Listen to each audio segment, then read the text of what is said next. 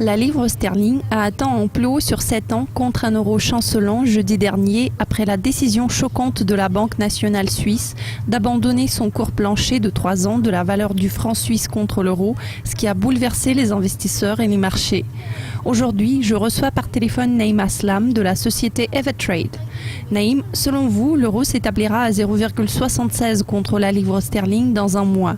Parlez-nous des tendances actuelles au niveau des échanges. Quelles sont vos prévisions quant au comportement de la paire avant et après la réunion de la BCE ce jeudi? Merci de me recevoir. Il faut dire que le temps de la grande décision approche à grands pas. Jusque-là, la Banque centrale européenne a fait un grand travail en termes de gestion de toutes ces anticipations de l'assouplissement quantitatif qui influence beaucoup le marché. Alors, à quoi peut-on s'attendre au niveau des échanges cette semaine? Il se peut que les marchés soient déçus par la décision de la BCE ce jeudi.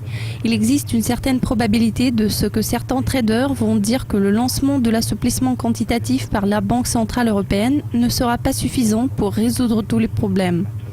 En ce qui concerne les échanges de la paire avant la réunion, on peut s'attendre à une prise des bénéfices et après la réunion, on pourrait envisager une grande déception vis-à-vis de la Banque centrale.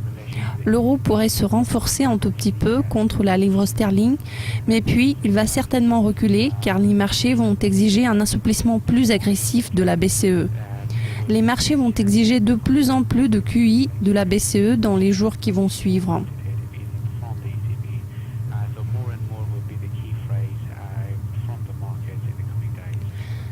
Naïm, selon vous, l'euro ne va se déprécier qu'un tout petit peu dans les 6 mois qui vont suivre pour atteindre 0,75. Pourquoi ne va-t-il pas chuter plus bas à votre avis?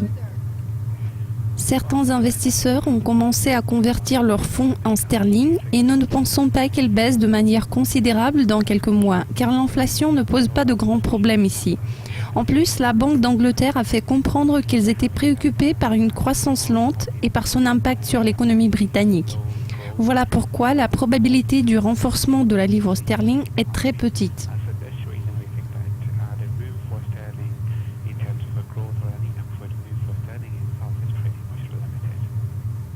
Enfin, Naïm, quelles sont les principales forces motrices qui vont pousser l'euro sterling vers la marque de 0,73 dans 12 mois? En l'occurrence, ça va être dû à la situation dans la zone euro, notamment l'inflation au sein de la zone euro et le fait que les marchés vont demander aux banques centrales de lancer plus d'assouplissement quantitatif. La plus grande question pour le moment est de savoir combien ils vont racheter dans le marché. Ça peut être 100 milliards, ça peut être 500 milliards et il nous faut comprendre le montant approximatif en trillions. Nous savons qu'un montant très important sera nécessaire pour que la BCE puisse stimuler la croissance et améliorer sa balance commerciale. Ça pourra aider à raviver la croissance au sein de la zone euro. Nous pensons que même si ça ne se produit pas ce mois-ci, c'est-à-dire le 22 janvier, ça pourra être annoncé dans les mois qui vont suivre. Naïm, c'est toujours un plaisir de discuter avec vous. Merci de votre participation. Chers spectateurs, restez à l'affût car nous avons préparé beaucoup d'interviews exclusives pour vous.